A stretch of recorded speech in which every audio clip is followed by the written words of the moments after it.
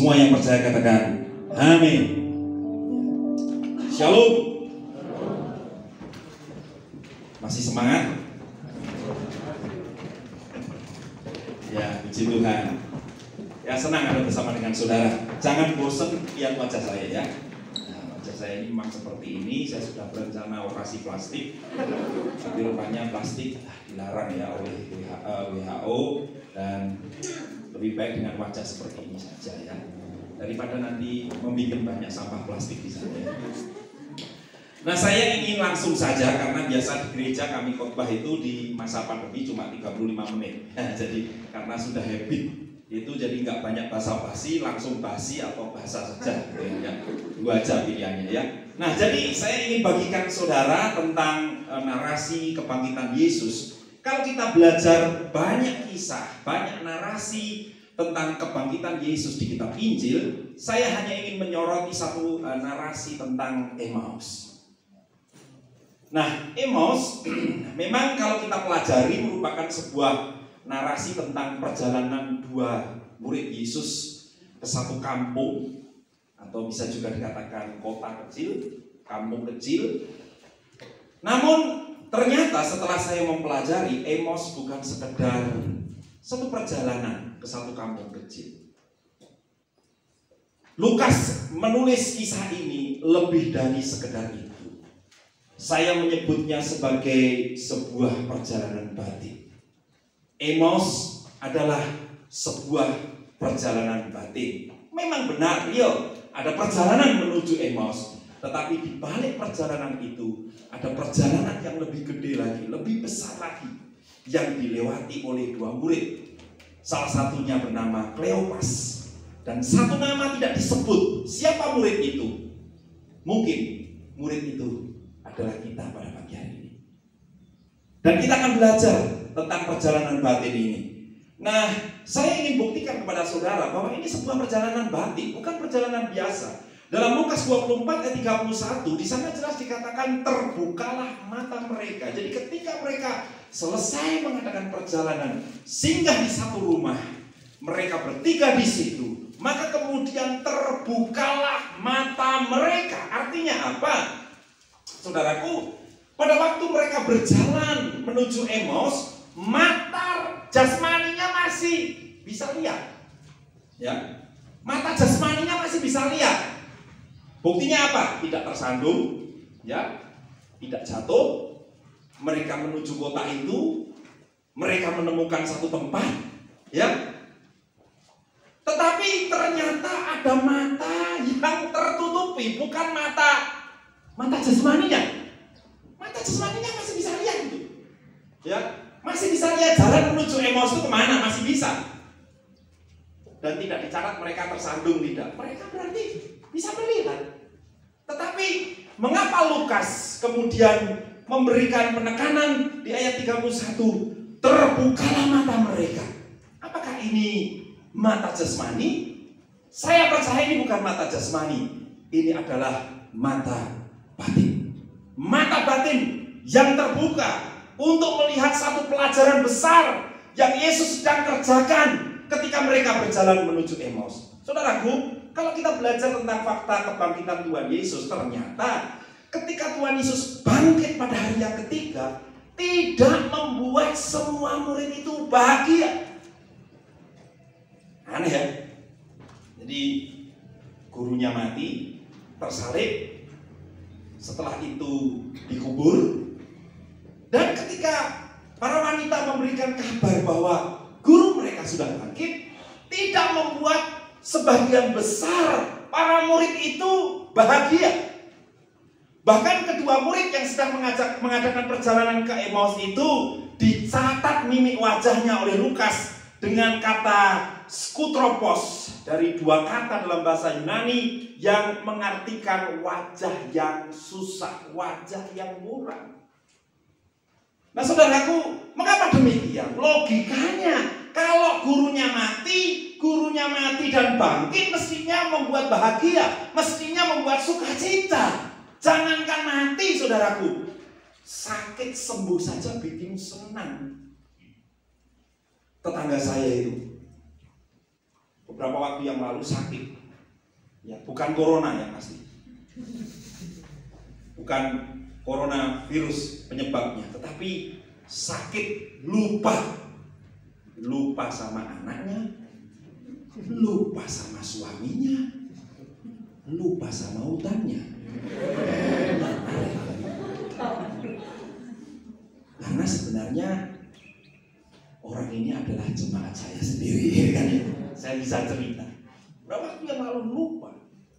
Pasca melahirkan anaknya yang ketiga, kalau tidak salah ketiga, anak lahir, ibu ini sakit, lupa semuanya, bahkan dia lupa dirinya sendiri, ya.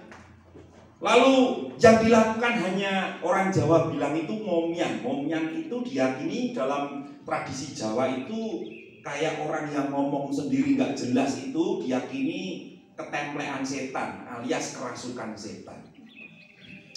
Lalu hamba Tuhan senior kami pada waktu itu dan kami melayani ibu ini. Waktu melayani, puji Tuhan, di situ ada banyak orang-orang pintar yang kumpul, ya. Dari mungkin itu adalah orang pintar yang tingkatannya itu ilmu sudah nomor 1, nomor 2, nomor 3, nomor 4. Mungkin kalau KW 1, KW 2, KW 3 gitu. Mereka kumpul untuk menyembuhkan, tidak bisa. Dan kemudian kita layani dan akhirnya ibu ini sembuh. Singkat cerita, ibu ini sekarang jadi anggota jemaat kami. Tapi yang saya ceritakan bukan itu. Yang ingin saya ceritakan, ketika sembuh, bukan saja orang ini masuk gereja, tapi ibu ini bersama dengan keluarganya mengadakan pesta yang luar biasa. Karena apa?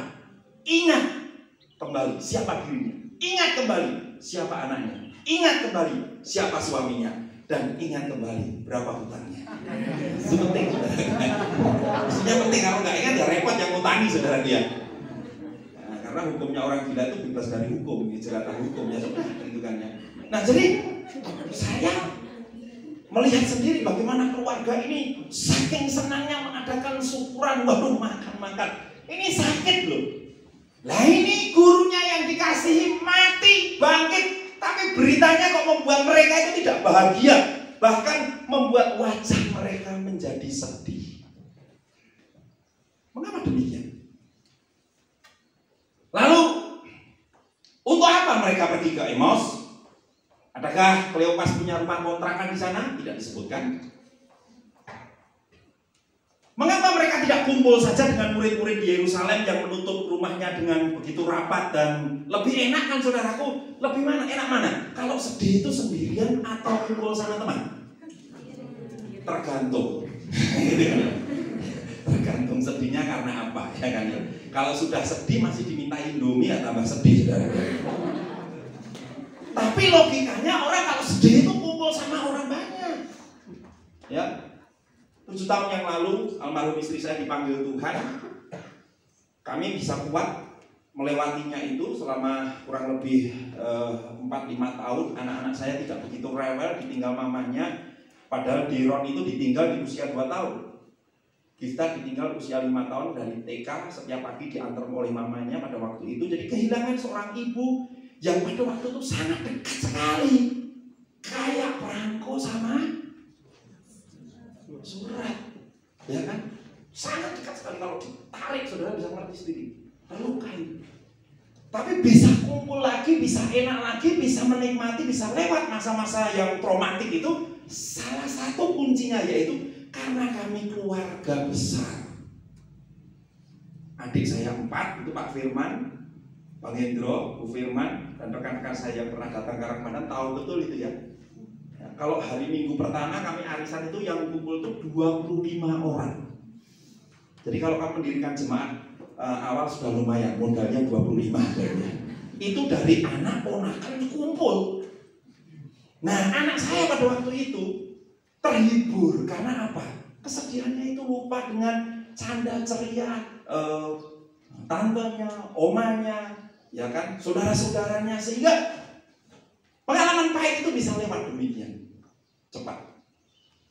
Artinya ketika kedukaan terjadi, mestinya lebih baik kumpul dengan banyak orang, bisa ngobrol, ada yang mensupport. anehnya Kleopas bersama konconya ini kok malah pergi keluar dari komunitas. Why? Mengapa? Mungkin Kleopas akan bilang, why not? Gitu aja. Tapi aneh juga gitu. Kenapa gitu ya? Nah, jadi dari pertanyaan-pertanyaan itu mengusik saya untuk kemudian membaca ulang kisah ini yang kemudian saya menemukan ternyata Emos adalah sebuah perjalanan batin, bukan sekedar perjalanan ke satu lokasi tertentu. Saudaraku, kalau kita belajar tentang Emos itu ternyata nggak cuma satu ya di Yerusalem. Kalau saya baca beberapa literatur, memang Lukas mencatat jaraknya sangat jelas sekali, 7 mil atau 11 km dari Yerusalem. Tapi sebenarnya kalau mau mencari Emos yang ada di kitab suci itu yang mana itu cukup sulit. Ya. Beberapa penafsir Alkitab memberikan alternatif Emos yang dituju oleh kedua murid ini. Misalnya, Bapak gereja namanya Eusebius. Dia pernah merujuk satu tempat namanya Nikopolis yang disebut kota ini adalah kota ini merupakan kota yang dulu di mana Kleopas bersama dengan temannya ini bertemu dengan Tuhan Yesus. Eusebius hidup di 2-3 Masehi dan mengatakan ada satu kota memang yang jaraknya tidak terlalu jauh dari Yerusalem. Tapi juga ada satu legenda dalam tradisi orang Yahudi. Ada seorang jenderal besar namanya Yudas Makabeus. Kita pasti belajar di pengantar perjanjian baru kenal namanya orang ini. Orang ini orang tidak asing. Dia adalah panglima perang Yahudi yang pada waktu itu hidup di dalam masa di mana bangsa Yahudi mengalami jajahan dari bangsa-bangsa sekitarnya. Dan pernah ada satu kasus di mana pada waktu itu kerajaan Seleukia membuat Eusebius ini marah karena apa? Telah membuat orang-orang Yahudi ini merasa terhina karena bait suci dikotori, bait suci dianggap tidak suci, dan kemudian Eusebius ini Yudas Makabeus ya, nama biusnya sama gitu ya. Yudas Makabeus ini ya, ini kemudian bangkit mengajak pemberontakan. Maka tercatat dalam sejarah ada yang namanya perang Emos. Dan menurut beberapa penafsir Alkitab dan catatan sejarah, perang Emaus ini terjadinya ya di lokasi yang konon disebut oleh Lukas. Nah saudaraku, kalau kita kemudian merujuk kepada ini, karena tadi saya sarapannya pecel mas. Jadi maaf, roti yang di sana tidak saya makan karena memang sebenarnya saya masih keturunan Belanda. Tapi sudah lama di Indonesia, biasanya makanannya gedo. Perut saya sudah tidak terbiasa makan roti. Kalau saya makan roti tidak bisa 1 lapis 2 lapis, 1 black baru. Itu Belanda yang sudah dikutukin orang Jawa ya. Jadi orang Jawa itu nggak bisa mengusir Belanda ya, tapi memutuki orang Belanda. Suatu saat nanti kalau kamu jadi orang Indonesia, kawin campur, kamu akan kelaparan kalau makan roti. Itulah saya. Gitu. Nah, kita jadi di mana Emaus yang sejati ini, di mana gitu ya? Dan masih diperdebatkan. Nah, saya kemudian mengambil kesimpulan, rupanya yang disebut Emaus di sini bukan satu lokasi yang itu tempat, memang itu tempat, tapi tempat yang presisinya itu dianggap tepat di sini. Tidak. Lukas mengambangkan di mana Emaus yang disebut di sini. Memang ada jaraknya 11 km. Supaya para pembaca Injil ini menangkap sesuatu. Ternyata yang dimaksud Emaus di sini bukan sekedar lokasi, tapi spirit, tapi semangat yang ada di dalam diri, dalam batin para murid. Nah, saudaraku, kita bisa melihat spirit apa yang ada di dalam batin para murid berkaitan dengan Emos. Kalau kita lihat ayatnya di dalam Lukas 24, ayatnya 21. Saya pakai 2 terjemahan Lembaga Alkitab Indonesia dan terjemahan Firman Allah yang hidup. Mari kita baca Lukas 24 ayatnya yang ke-21 pada hitungan yang ketiga. 1, 2, 3. Padahal kami dahulu mengharapkan bahwa Dialah yang datang untuk membebaskan bangsa Israel. Tetapi sementara itu telah lewat 3 hari sejak semuanya itu terjadi. Nah, coba kita bandingkan dengan terjemahan firman Allah yang hidup. Kita baca sama-sama. 2, 3, 4. Tadinya kami mengira Dia adalah Mesias yang telah datang untuk menyelamatkan Mesias yang telah datang untuk menyelamatkan Israel. Catat itu terus. Dan sekarang di samping segala sesuatu yang terjadi 3 hari yang lalu itu, ada satu hal yang mengejutkan kami. Saudaraku, ternyata dari pernyataan Kleopas dan konconya ini, kita menemukan paling tidak pendekatan tafsir sekunder menurut saya ya, karena tidak ada tafsir primer sekunder. Mengapa mereka itu pergi ke Emos? Jawabannya ternyata ada dalam pergumulan batin mereka tentang siapa Yesus selama 3,5 tahun pengiringan mereka sebagai murid. Saya menyebutnya bahwa mereka sedang bergumul dengan yang namanya agenda tersembunyi. Katakan sama-sama, agenda tersembunyi. Agenda tersembunyi. Bahasa Inggrisnya apa? Hidden agenda. Agenda tersembunyi.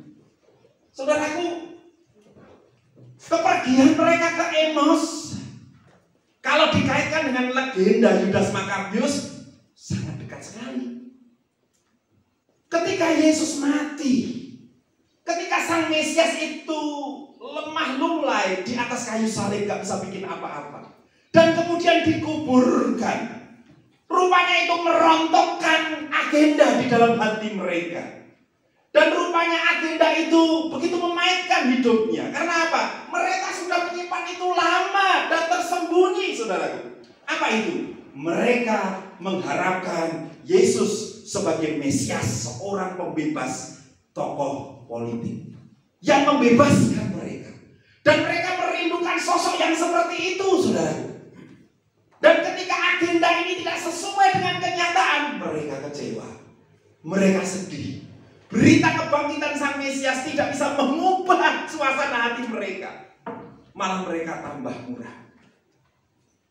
Sehingga kedua murid ini mengalami pahit dalam hatinya, kekecewaan yang begitu mendalam karena menyimpan agenda tersebut. Ini ironis sekali. Berjalan bersama dengan Tuhan Yesus kurang lebih 3,5 tahun. Yesus tidak pernah menyembunyikan agendanya. Coba saudara lihat dalam kitab Injil, semenjak pelayanan Yesus yang pertama, apakah Yesus menyembunyikan agendanya? Tidak. Yesus selalu berbicara. Pada suatu saat ketika banyak orang mulai tertarik kepada Tuhan Yesus, mereka ingin membawa Yesus ke kota Yerusalem dan mengangkatnya menjadi raja. Yesus tidak mau dan menyingkirkan dirinya. Bahkan bukan itu saja, dalam pelayanannya dia selalu menyebut bagaimana Anak Manusia datang bukan untuk dilayani tetapi melayani dan menjadi ketebusan bagi banyak orang. Bahkan di final, di akhir ya, waktu-waktu final, akhir-akhir, detik-detik terakhir, ketika Yesus berjalan menuju Yerusalem, itu pun tidak disembunyikan, dibuka lebar. Dia mengatakan kepada Petrus yang mulai menghalang-halangi langkah Yesus menuju Yerusalem. Yesus dengan terus terang mengatakan, "Enyahlah kau iblis dari hadapanku." Ya kan? Gak enak sekali kalau saudara lihat ayat sebelumnya. Petrus itu dipuji-puji, ya kan? Diberi apresiasi. Gak tunggu sehari saudaraku, akhirnya dicaci maki oleh Tuhan Yesus. Karena apa? Karena menghalang-halangi langkah Yesus ke Yerusalem. Yesus tidak pernah menyembunyikan agendanya ketika dia ada di bumi, bahwa Sang Mesias harus mati tersalib menjadi ketebusan bagi banyak orang. Tetapi ironis, ternyata para murid menyimpan agenda tersembunyi. Masih ingatkah saudara perdebatan para murid yang mau mencari tahu siapa yang paling terbesar di antara mereka? Pada waktu itu ada dua orang murid. Berapa kitab Injil mencatat kisah ini agak berbeda, tapi saya agak tertarik yang mencatat di mana ada seorang ibu yang membawa 2 orang anaknya yang merupakan murid Yesus. Dia berkata, "Guru, nanti kalau dalam kemuliaan," minta tolong ya bahasa bebasnya, ini anak saya yang satu tolong dudukkan di sebelah kanan dan yang satunya di sebelah kiri. Waktu dia berkata seperti itu, apa yang terjadi? Murid-murid yang lain menjadi marah. Enak aja, siapa lo? Lo belum tahu gue, masalah duduk di samping Yesus, gue juga punya hak, ya kan? Enak aja, ini lagi ngajak-ngajak boe segala ngapain? Bayangkan, kalau saudara lihat narasinya, itu narasi ujung-ujung menuju Yerusalem. Mereka memperdebatkan siapa yang terbesar. Bahkan Yesus pernah ngomong, kalau pengen yang terbesar ya jadilah pelayan bagi semua orang. Belum itu juga, kalau kita lihat Petrus tadi yang saya kutipkan, itu pun bergumul supaya Yesus tidak mati di Yerusalem. Saudaraku, semuanya ini ada apa? Ternyata dibukakan di sini. Ketika Kleopas dan murid, salah satu murid itu berjalan menuju Emmaus, terbukalah bahwa sebenarnya pengiringan mereka 3,5 tahun bersama Yesus menyimpan agenda tersembunyi. Saya percaya ini ditulis untuk mengingatkan kita semua. Berapa banyak orang Kristen hari-hari ini disingkapkan oleh Tuhan bahwa sebenarnya tampaknya mereka setia ke gereja, tampaknya mereka berdoa berlinang air mata, bahkan tumbang berguling-guling kanan kiri muka belakang. Dan yang sekarang kayak gitu gak pernah kelihatan lagi. Kemana itu? Banyak di antara mereka memberi dengan semangat gereja, pelayanan luar biasa.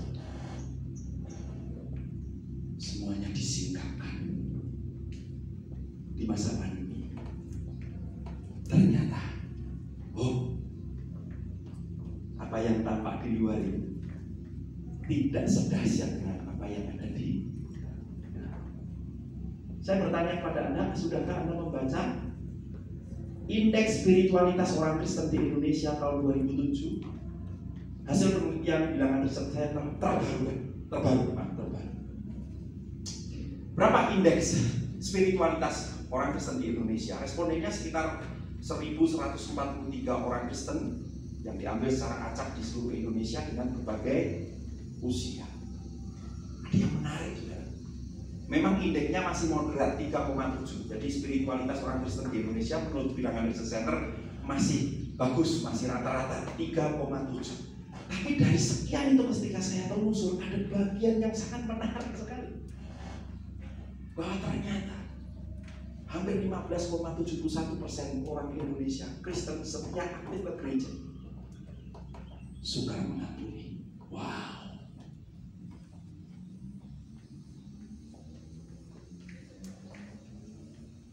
Jadi apa yang kelihatan ini ternyata tidak sedahsyat dengan apa yang di dalam sana. Mengapa demikian? Itu tadi ada agenda-agenda tersembunyi yang disimpan di dalam hati, yang menurut mereka tidak diungkapkan oleh Tuhan suatu saat nanti. Saudaraku, pandemi ini telah mengungkapkan banyak hal yang tersembunyi dalam diri jemaat. Serius itu. Karena saya seorang gembala, saya mengembalakan 2 gereja. Saya bisa melihat pandemi ini saya klaim sebagai cara Allah, salah satunya menyingkapkan apa yang ada di dalam batin manusia untuk memperlihatkan betulkah mereka, khususnya jemaat Tuhan, ada agenda yang selaras dengan Tuhan.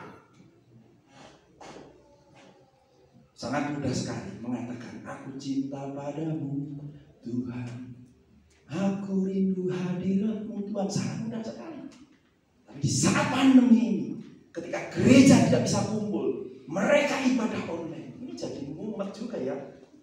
Ya, orang Indonesia ini agak sulit ya.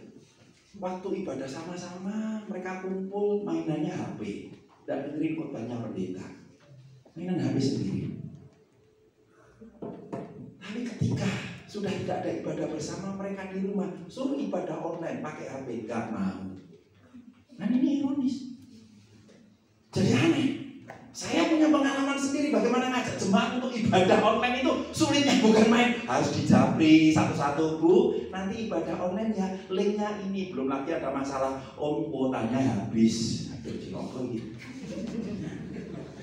Om baru hujan petir, silakan lagi. Ya kan? Kita sudah persiapan rekaman panjang, listriknya mati ya.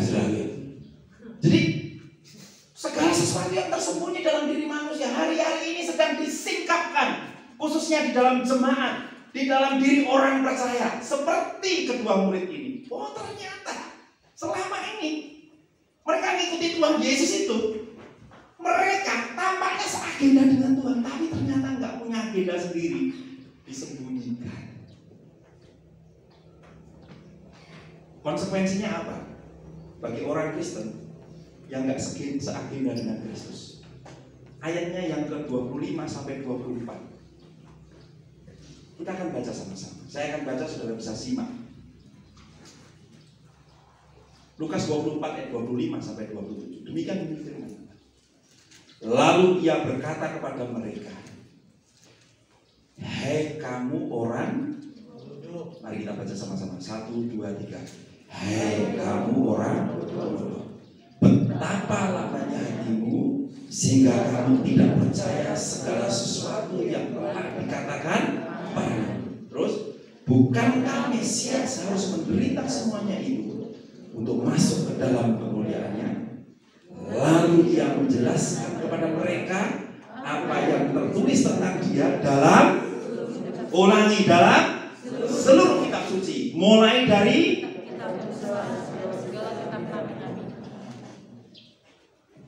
konsekuensi orang percaya yang tidak seagenda dengan Kristus. Dikatakan dalam ayat ini disebut sebagai orang bodoh.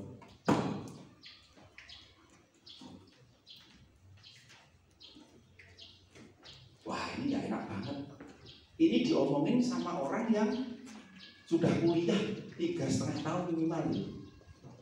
Ya, itu Tuhan Yesus.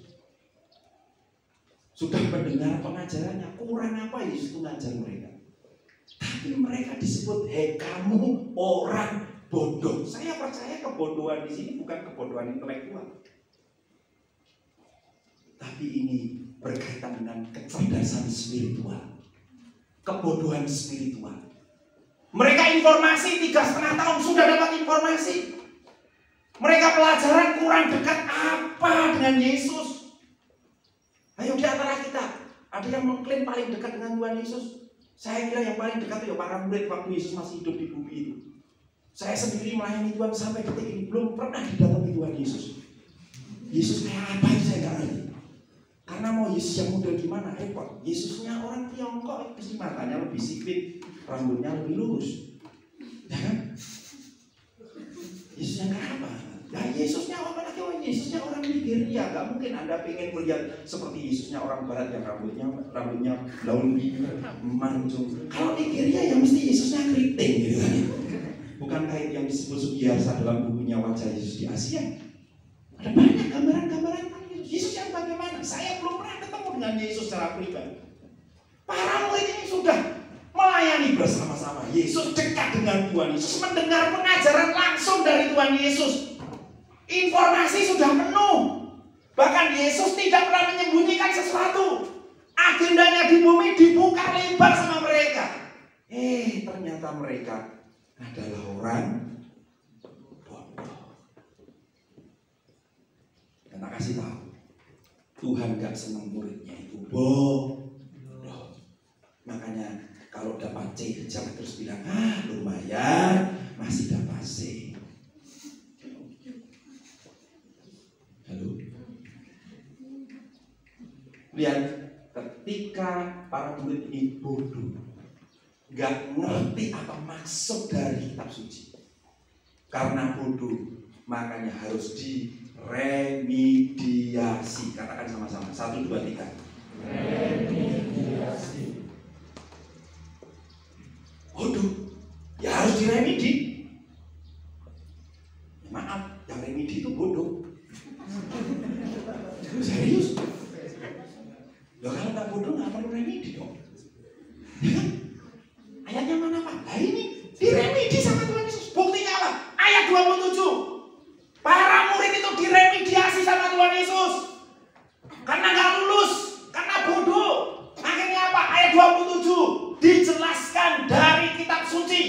Apa dari kitab suci? Enggak, ayatnya bilang dari apa?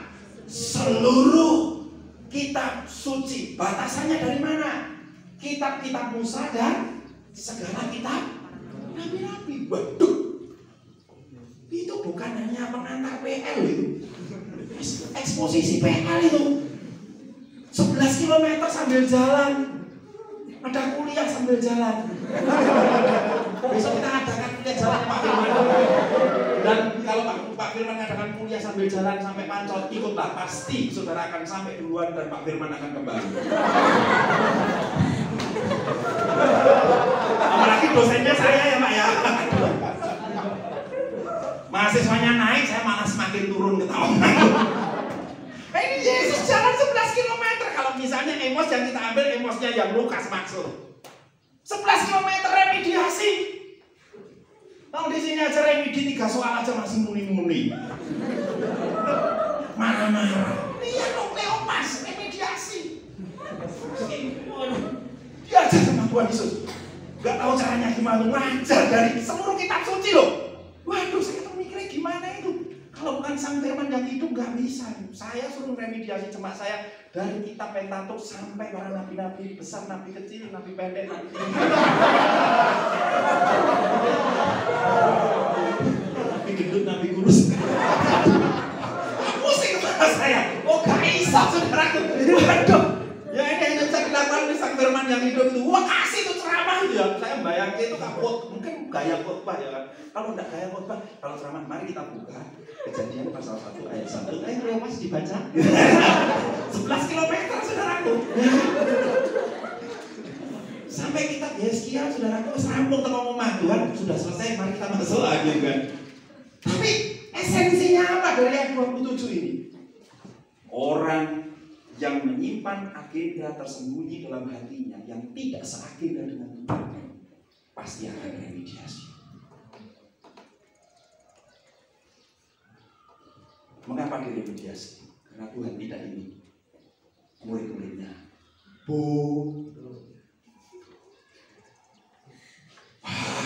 yang penting kan bodoh dikurangi loh Pak. Saya masih ingat dosen saya namanya Dr. John Garlock. Itu saya waktu di Tawamangu masih tingkat 1 khotbah di sini, khotbah tentang sejarah gereja. Dia memberi pilihan kepada kita. Penting mana? Bodoh diurapi, ya kan? Atau pintar tapi belum diurapi atau tidak diurapi. Wah, semuanya ngomong pintar diurapi, itu mah bukan milih. Kalau diekstrimkan seperti itu, milihnya mana? Wah, banyak kan yang jawab ya, yang penting diurapi, bodoh-bodoh dikit gak apa-apa. Saudaraku, bahaya. John Garlock langsung bilang, ketahuan dia juga waktu itu. Terus dia ngomong seperti ini, gini loh. Kalau bodoh diurapi, urapannya hilang, tinggal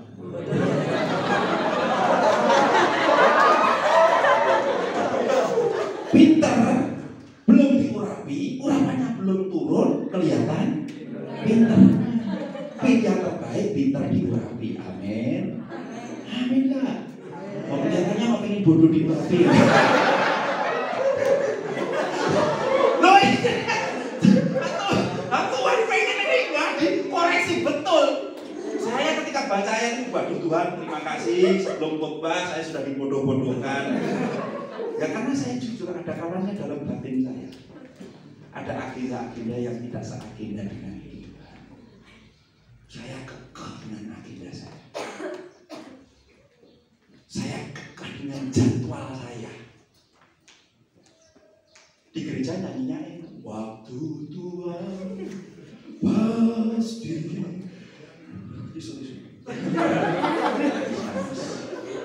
Tapi realitanya dalam kehidupan sehari-hari kita belum tentu. Bayangkan kalau hamba Tuhan tuh pengennya kan di gereja harus ada ibadah terus. Karena kalau ada ibadah terus bisa ketemu jemaat, ya kan? Kalau ketemu jemaat puji Tuhan, Tuhan memberkati jemaat, ya kan? Kalau Tuhan memberkati jemaat, ada persembahan. Ya kan, biar saja saya ngomong. Saya ini kan pendeta dari kira-kira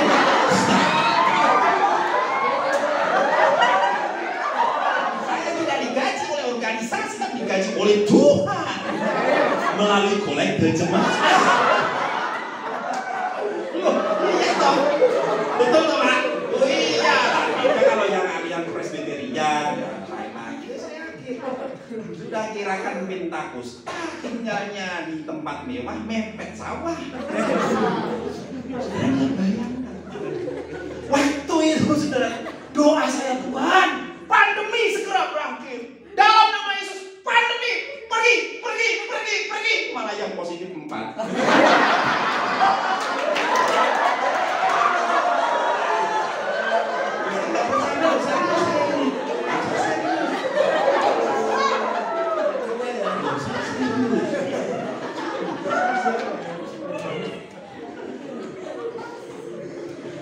Dalam buku saya ini rotok promosi deh. Dalam buku saya gereja di tengah pandemi, itu saya temukan riset bahwa ketika pandemi hampir 65% pendapatan gereja turun. Nah, saya punya istri, punya 3 orang anak tuh. Doa saya kan, Tuhan tolong. Karena tidak ada ibadah online itu ceritanya di Serandon. Silahkan mengirim persembahan melalui barcode berikut. Nanti Mbak Karyo bilang barcode itu nopo toh om. Gak ada. Ya sudah gak ada barcode. Gesek-gesek apa yang digesek? Gak ada digesek, malah mereka tergesek-gesek. Serius. Saya sebenarnya tadi jujur loh, dari rumah itu saya mau khotbah serius loh. Kok tidak bisa serius? Anda harus semakin dalam, nggak bisa.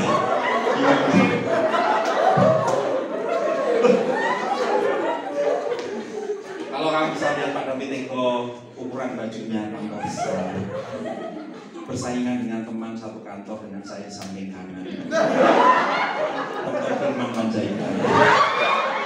Tapi dia luar biasa, dietnya berhasil. Istri saya kemarin bilang, Pak, kok kamu kayak Pak Firman? Oh, dietnya berhasil. Pak Firman kelihatan kurus. Masa sih? Iya. Oh iya, kemarin saya lihat dari sedotan.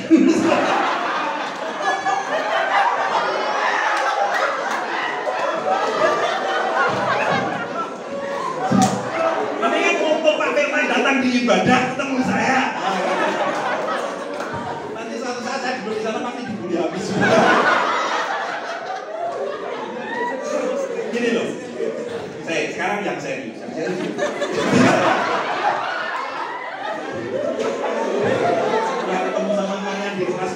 Jam kalau pakai serius lagi ngantuk semua kan. Jadi saya itu berdoa sama itu. Aduh Tuhan tolong. Lakukan pandemi, lakukan. Ya kan? Maksudnya apa? Kalau lalu bisa ibadah ketemu lagi. Saudara 3 bulan loh kami ibadah online. 3 bulan ibadah online saudara. Apa?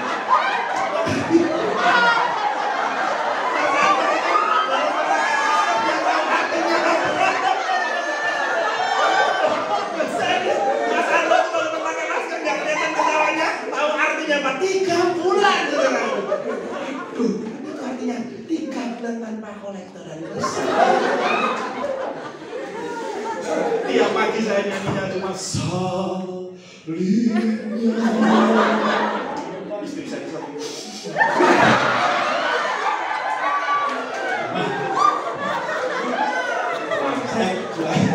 Ayo teman nyanyi.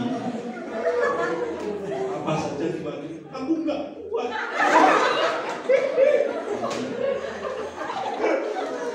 Loh saya ngomong realita pelayanan di lapangan jadi realita. Berat itu teman. Siapa bilang berat? Loh, katanya Pak David Eko bisa naik mobil. Ya memang punya mobil.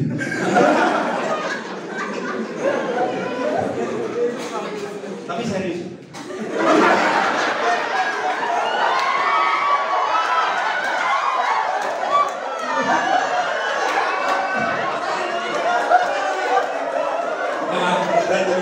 Saya padahal sudah dari rumah itu eksegesa, eksklusisi, pakai tafsir narasi ya mahal semua. Jadi berat hubungan dan hampir semua hamba Tuhan merasakan hal yang sama. Kalau sudah gitu agendanya apa ya itu tadi Tuhan tolong pandemi segala berlalu. Tapi tapi nyatanya sampai hari ini. Makanya saya berkata pandemi ini adalah masa jeda untuk kita koreksi. Adakah kita yang belum seagenda dengan Tuhan? Jangan-jangan ketika kita ini sedang melayani Tuhan, mengiring Tuhan, mengklaim menjadi murid Tuhan, tapi ternyata kita punya agenda dewe. Dan yang seperti ini akan membuat kita bodoh. Jangan kaget kalau diremediasi terus. Di kelas-kelas diremediasi tapi nggak peka. Di kelas-kelas dieksposisi oleh dosen-dosen saudara nggak peka. Mungkin itu adalah salah satu cara Tuhan untuk mengembalikan saudara supaya seagenda dengan Tuhan. Kalian yang tingkat 4 sudah punya agenda belum? Agenda kami ngumpul skripsi Pak bab 5. Itu memang. Cuma pertanyaannya, setelah wisuda kalian mau apa? Saya tidak berarti kemudian mengajar pada saudara tidak perlu punya planning, tidak punya agenda dalam hidup. Enggak. Tuhan Yesus sendiri mengkritisi orang-orang yang tidak membuat perencanaan dalam kitab Injil. Saya mengutip satu perkataan seorang penulis buku, Dr. Octavianus, dia mengatakan, orang yang tidak merencanakan perencanaan adalah orang yang merencanakan kegagalan. Orang yang tidak membuat perencanaan adalah orang yang sedang merencanakan kegagalan. Jadi planning itu penting. Cuma di masa pandemi ini kita tahu betapa rapuhnya manusia itu. Tuhan ingin menunjukkan kamu rapuh. Kamu gak bisa jalan sendiri. Kita butuh Tuhan. Yang setuju katakan amin. Amin. Dalam setiap agenda hidup kita, yuk kita selaraskan dengan agendanya Tuhan. Meski sakit, meski ada yang ditarik.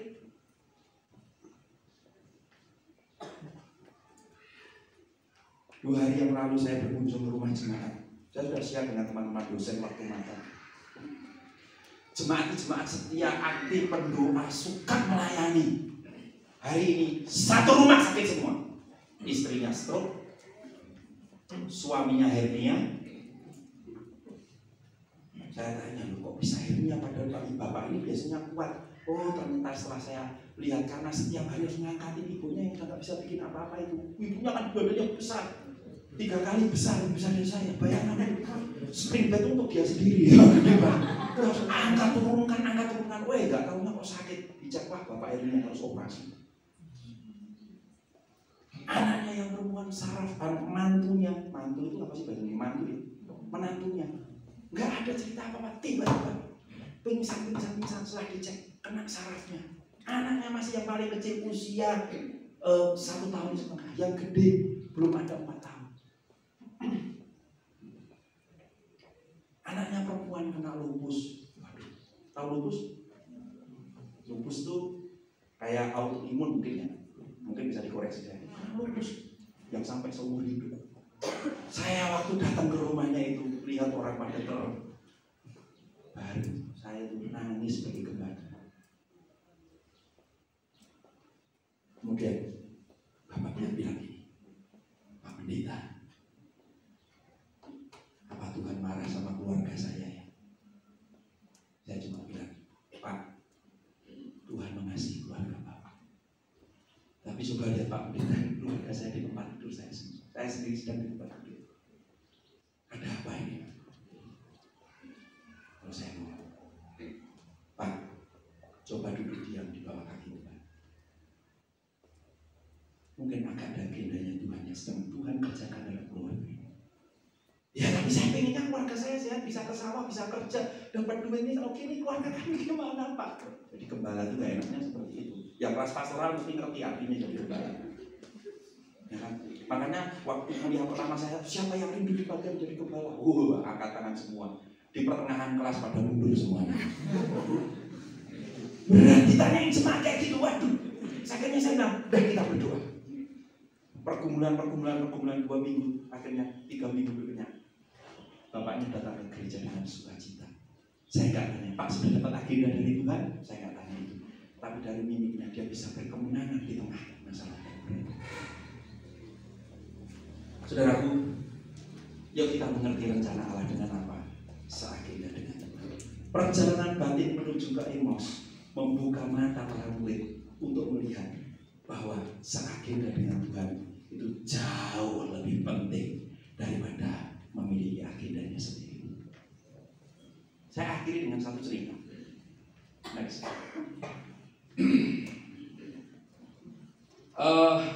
Film The Passion of Christ itu kan keren itu ya film ini. Saya bilang keren. Dibintangi oleh seorang yang namanya Jim Savasio. Mau bacanya gimana ya? Jim gitu aja. Nah, Pak D Jim ini, Mas Jim ini, ya, yang jelas bukan Jimmy Wangka ya. Jim, dia bukan pada awalnya aktor yang terkenal, biasa aja. Bintangin film-film jadi pemeran pembantu, atau mungkin jadi pembantu perannya, yang tidak terlalu keren. Suatu saat, Mel Gibson, seorang produser film terkenal, melihat satu filmnya si Jim ini, dia tertarik dengan orang ini. Dia menjiwai film itu walaupun dia tidak aktor utama.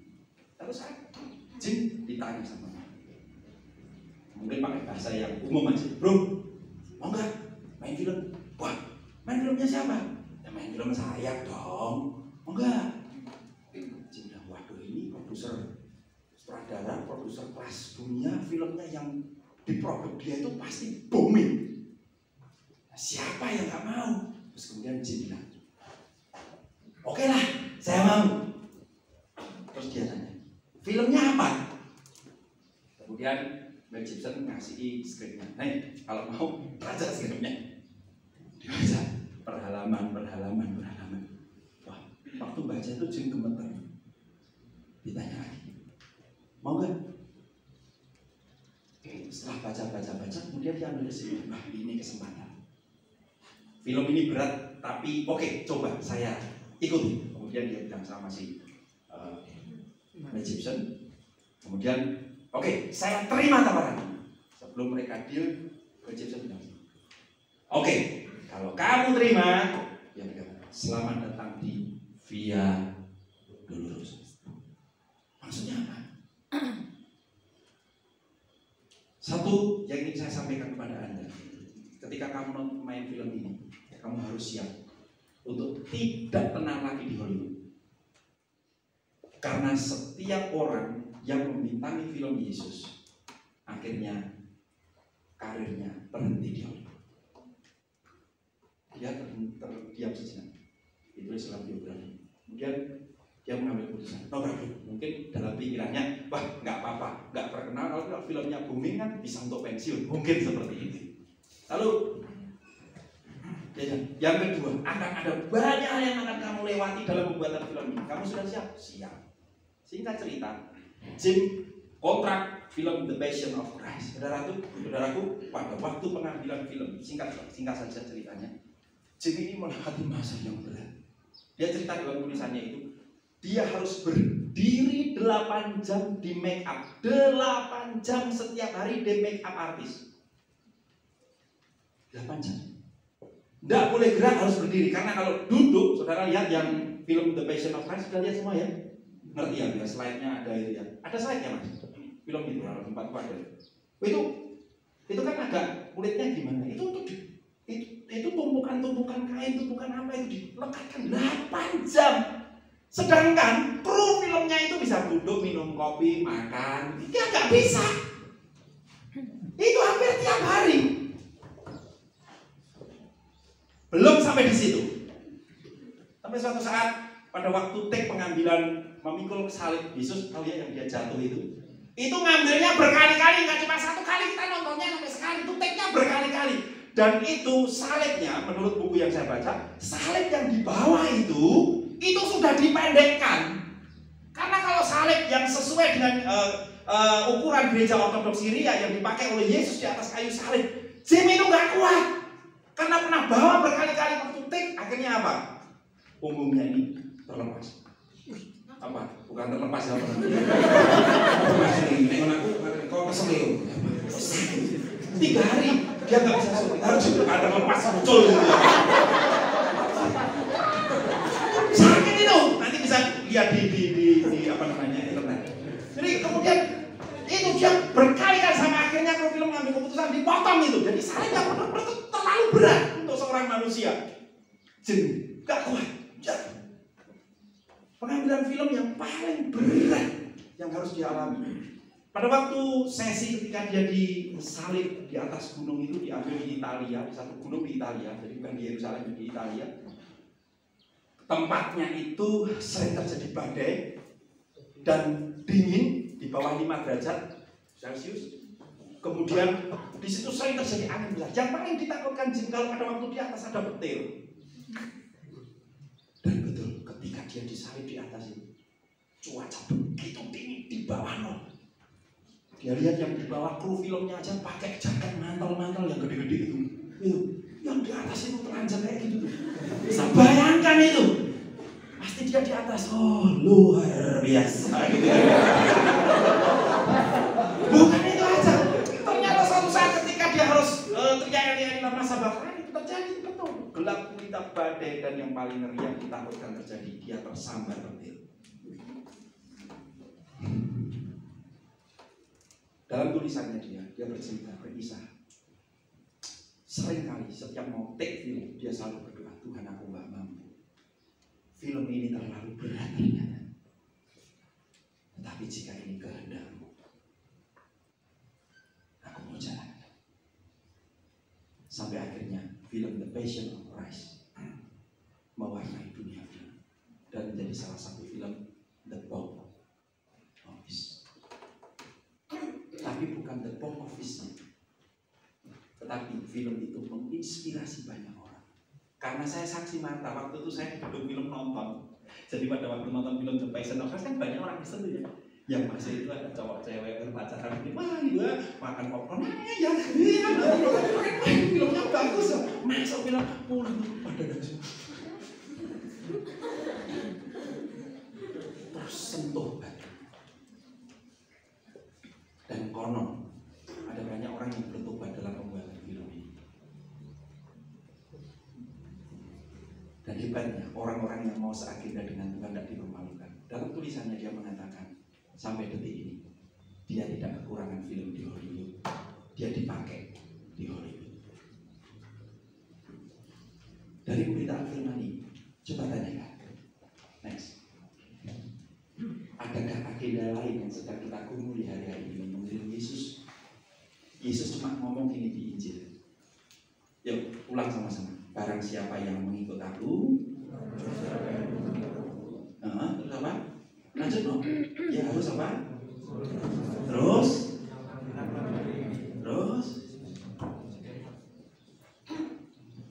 itu agendanya Tuhan bagi setiap murid Kristus. Adakah agenda yang lain? Sadarkah bahwa kalau ada hidden agenda ini membuat kita bodoh dalam mengerti rencana Allah dalam hidup kita? Saudaraku, ada kalanya Allah mengubah agenda hidup kita dengan tujuan Tuhan menyodorkan agenda yang lebih besar dalam rencananya. Siapakah Anda untuk seagenda dengan Kristus? Mari kita